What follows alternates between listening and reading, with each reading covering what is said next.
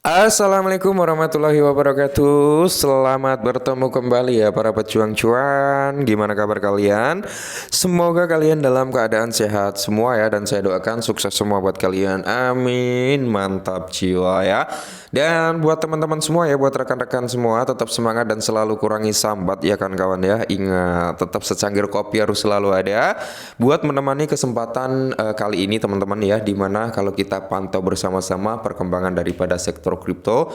Cuman sebelum kita lanjut ya, doa terbaik buat kalian semua teman-teman ya, semoga kalian menjadi orang sukses semua ya, umur kita diberi umur panjang, pintu rezeki kita dibuka selebar-lebarnya, dan di tahun 2024 sampai tahun 2025 semoga derajat kita yang ada di bawah bisa terangkat semua teman-teman ya, amin. Mantap jiwa, pokoknya doa terbaik buat kalian semua tanpa terkecuali ya.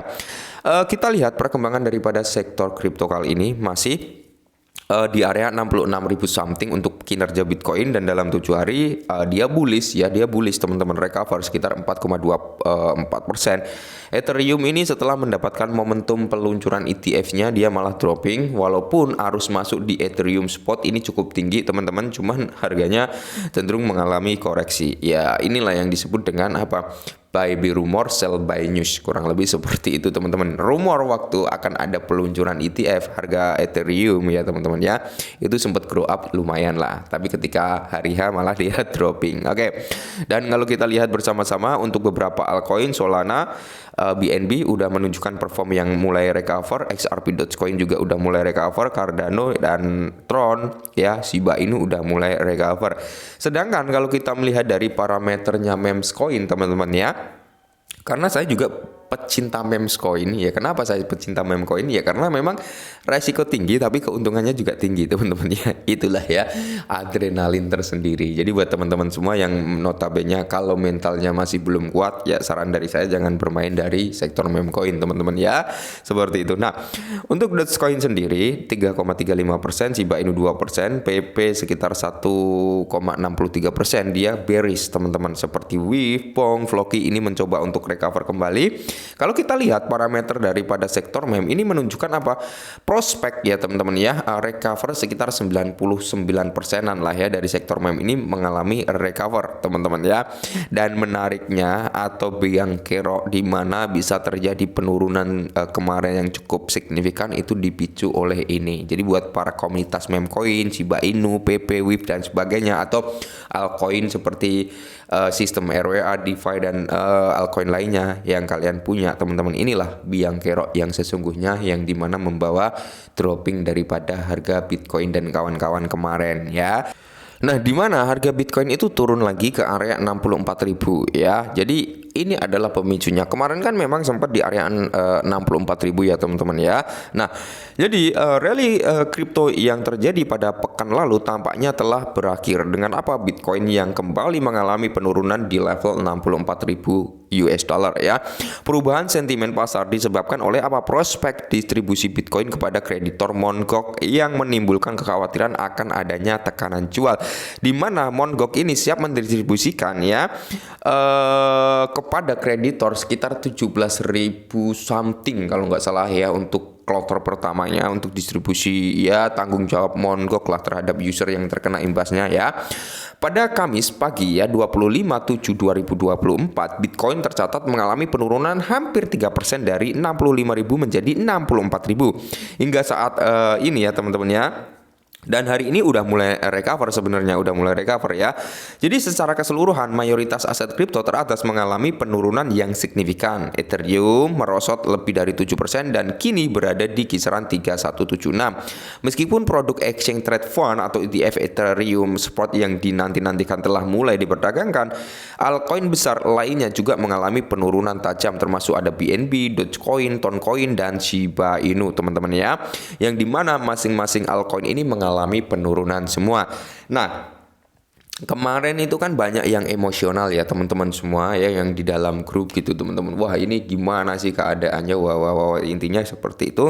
Dan di situ sedikit sabda lah, wah ada sabda lagi ya.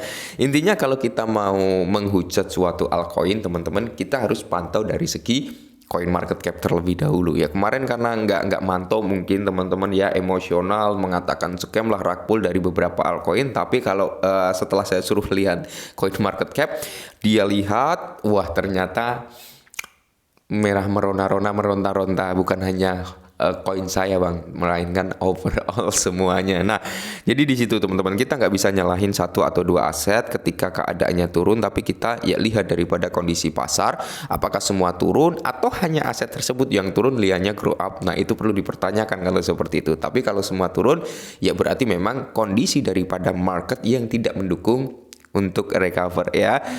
Di sini data dari CoinGlass menunjukkan sebanyak 72.432 trade terlikuidasi di pasar derivatif dalam 24 jam terakhir dengan total likuidasi mencapai di area 284,47 juta juta US dollar ya teman-teman ya. Nah, kekhawatiran tekanan jual kreditor Mt. Gox. Oke. Jadi Mt. Gox Exchange kripto yang telah bangkrut diketahui telah memindahkan sejumlah besar Bitcoin sebagai bagian dari proses pendistribusian ganti rugi kepada kreditornya.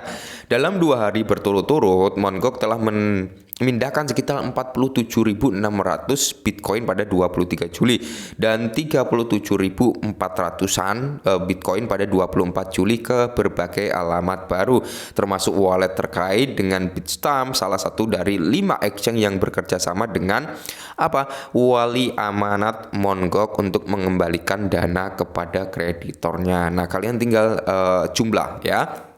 Ini sekitar berapa? 7, 8, 9 sekitar 90-an ya teman-teman, sekitar 90 ribuan ya. Kalau dijual ya pasti dropping ya.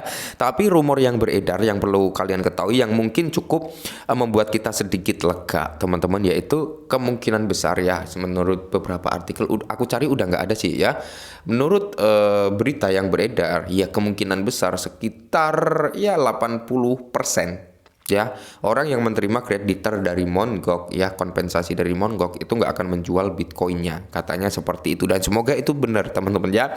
Jadi penurunan Bitcoin akibat distribusi Mt. Gox juga telah terjadi sebelumnya, terutama ketika exchange ini mulai melakukan aksi pemindahan Bitcoin serupa pada awal Juli. Pada saat itu Bitcoin bahkan menyentuh di area 53.000, level yang belum pernah dilihat lagi sejak awal 2024. Kekhawatiran pasar didorong oleh potensi penjualan aset yang dapat mempengaruhi harga pasar. Kreditor yang telah menunggu lebih dari 1 dekade untuk menerima aset mereka menghadapi D5 karena pertumbuhan harga Bitcoin yang terus berkembang. Adapun beberapa kreditor mengungkapkan keinginan untuk menjual aset mereka, sementara yang lain memilih untuk menyimpannya ya. Walaupun ada yang ngejual ya, tapi masih banyak kreditor ya yang ingin menyimpannya mungkin untuk jangka panjang lah, seperti itu teman-teman. Nah, ini adalah pemicu kenapa kemarin mengalami dropping. Salah satunya adalah ini, dimana kekhawatiran para pemain kripto kalau sampai distribusi dan yang menerima itu ngejual pasti akan terjadi dropping, karena bukan hanya